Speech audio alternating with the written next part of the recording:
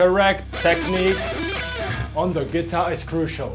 Because after teaching 1000 students, I've seen how to fix these 10 most common mistakes that nearly all of my students made. I'll show you how to easily correct them, so by the end of this video you'll sound significantly better and start playing like a pro. So starting with the most common mistake, and that is where to place the guitar. Because if you do that correctly, then most of the technique problems will mostly eliminate themselves. So it's very simple. When you stand up with your guitar, where is it? Well, definitely not here. So why would you keep it on the right hand side when sitting? Well, because it looks cool. Even for the price of later on complaining that your entire side, arm and shoulder killing you? Well, do yourself a favor, and if you're standing with your guitar naturally in front of you, then make sure you just simply remain the same posture when sitting down. And you can do that either with using a footstool like this one, or this guitar pillow, which would be my choice, as with footstools you're keeping your hip raised up and your spine might respond to that over the years. But it's still much better than having your guitar on the side. And just so you know, it's not just Lucas who's trying to save you from future hand, shoulder and spine issues. Look at these players for a second. Have they got anything in common? Cool, so once you've got that, then the next important thing is to make sure you're maintaining this posture throughout and not slanting or tilting your guitar. And once it's in the right place, then what you got to do is just to place your hands on the guitar where it feels the most natural. And just so you can check whether your instincts are guiding you correctly, here are the things to look out for. And let's start with the fretting hand first. So the first thing I always make sure to check is whether my thumb is positioned somewhere in the middle of the neck, as it makes it that much more easier to do quick runs. Sweeps. Some wide stretches. And most of the chords as well. Sure, there are exceptions when it comes to, let's say, bends. Then I wrap my thumb around the neck to make sure the movement is coming from my wrist rather than just the finger. But overall, you want to make sure your thumb stays in the back, supporting your hand. The number one exercise I always give to my students is the glued fingers exercise, where you're playing the regular 5, 6, 7, 8 chromatic. And then you start moving to the below string, but only one finger at a time. And always leaving that pinky planted until it's time to move it, so you can keep those notes ringing.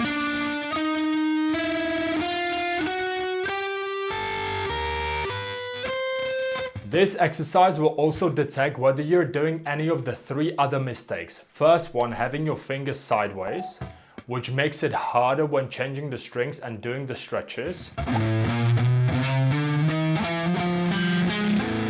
The next one, having your fingers flat, which will stop you from being able to keep those 2 strings ringing at the same time, or pressing 2 strings below each other at the same time.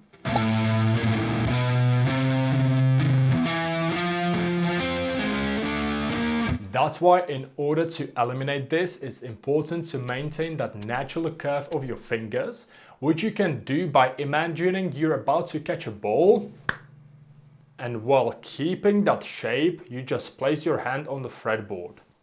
This way the thumb will be in a correct position, but also you'll start playing with the tips of your fingers rather than using this part of your fingers. By the way, if you like what you're learning and want to learn even more, then feel free to click the link down below. Now back to the video. The last mistake is one that I see so often with intermediate players, and that is flying fingers, where your fingers are exiting the fretboard the second they're finished playing that note.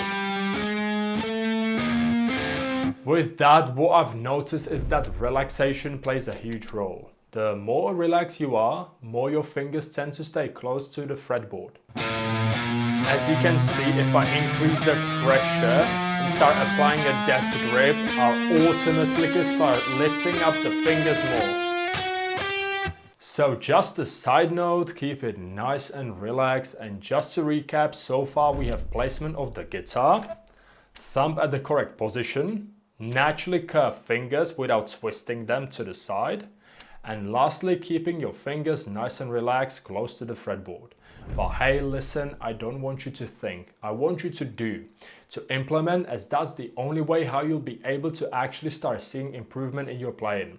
So let's now play the exercise together, always keeping those two strings ringing, and once we get to the top, we just repeat it again from the beginning 4 times in total. So let's now get ready, and here we go.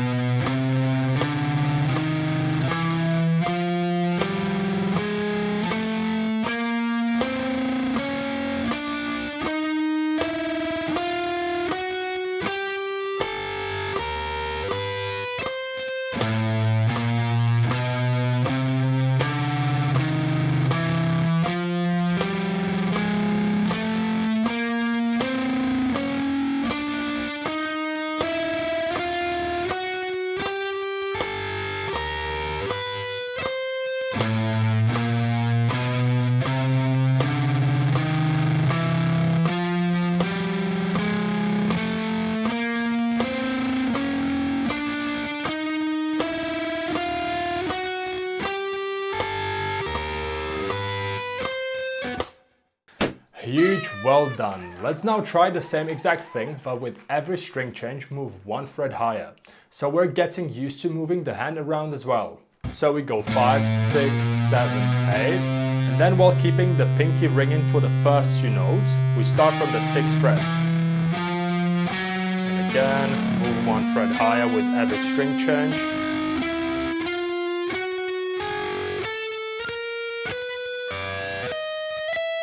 And then we just start again from the beginning. So let's now try and playing it together, going for 4 rounds. Get ready, and here we go.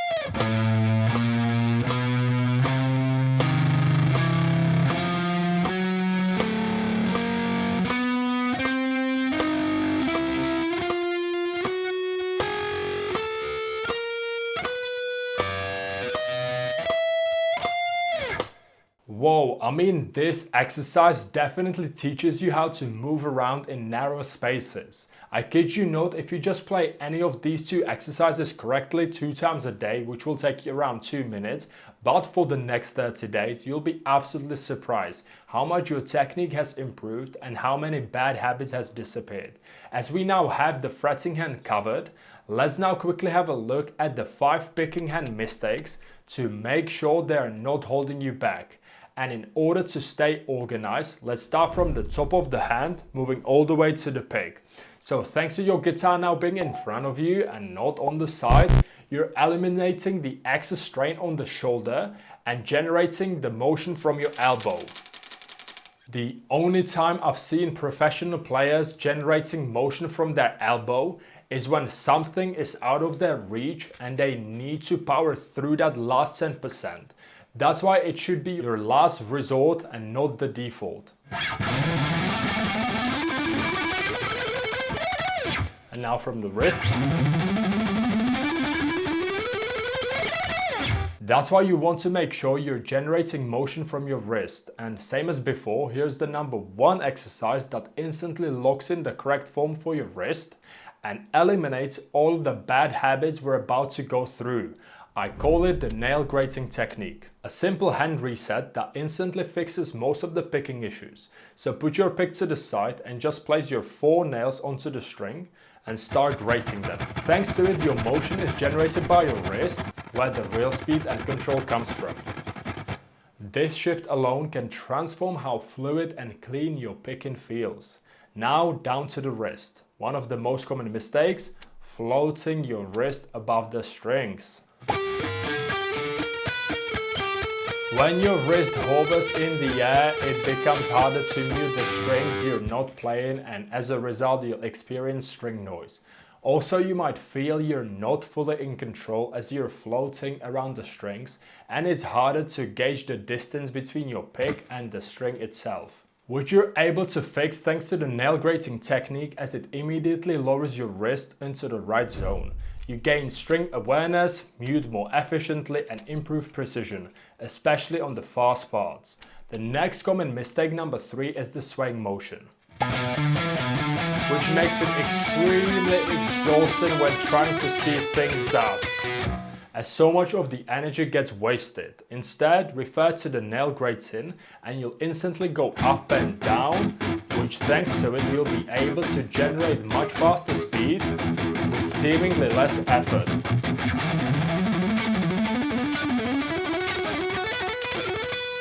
Now we're moving down to the fingers, and mistake number 4 is keeping your fingers spread out, which I have nothing against. I was playing that way for so many years as well, with also palm resting here on the bridge, the James Hetfield style.